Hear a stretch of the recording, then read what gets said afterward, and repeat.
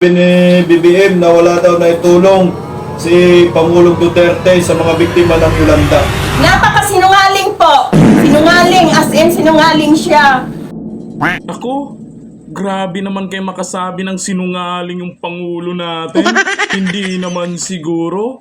Nako, PBBM, napakasinungaling daw ayon sa mga Tacloban matapos sabihin ni PBBM na walang naitulong si Duterte o yung dating administrasyon.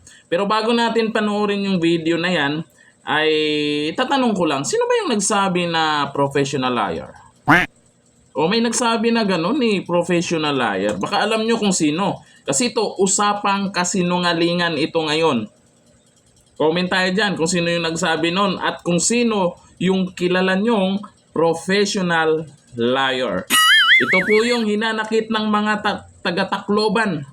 Nako, si Pangulong Bongbong Marcos ang sinasabihan nilang sinungaling. Ito yung video. Ano masasabi niyo po doon sa sinasabi ni BBM na wala daw na itulong si Pangulong Duterte sa mga biktima ng Yolanda? Napakasinungaling po.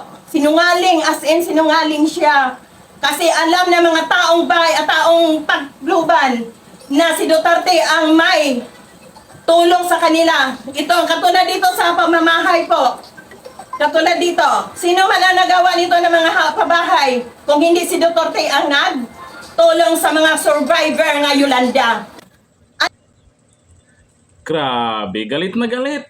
Nako, ano kaya ang isasagot ni Pangulong Bongbong Marcos dyan? Ano sa tingin nyo? Sino ang nagsinungaling ngayon? Si PBBM? O itong mga taga-Tacloban na sinasabi nila na si Duterte ang tumulong sa kanila at nagkaroon ng bahay at lupa? Yung mga biktima po yan nung bagyong Yolanda. Kay Duterte sila nagpasalamat at kay PBBM sila nagagalit.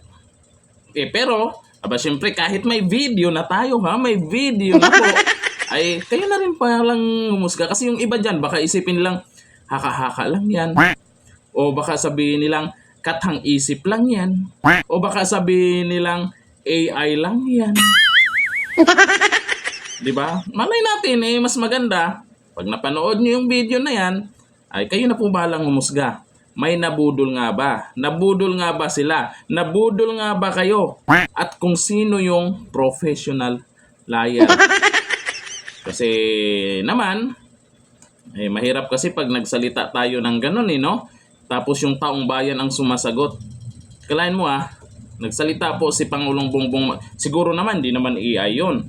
Diba? Nag-viral na yan, yung sa sinasabi ni PBBM.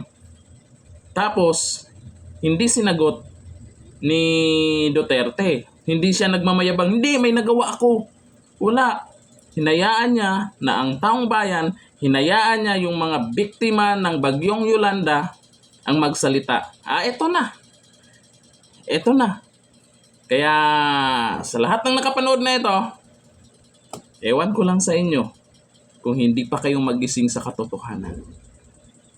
Pero expected po ay may kontra na naman yung mga galit kay Duterte. May mga anti-Duterte na lagi na lang may kontra pag may mga kagaya niyan, mga magandang nagawa ng dating administrasyon, laging may kontra yan. Hindi na tayo magtataka at magulat dyan. No. Ngayon, sino yung napahiya? Pasok!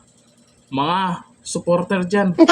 Comment tayo dyan kung anong masasabi nyo po dito sa galit na galit ng mga biktima ng bagyong Yolanda dyan sa Tacloban. Sa Tacloban pa yan Hanggang dito na lang. Thank you. Bye-bye.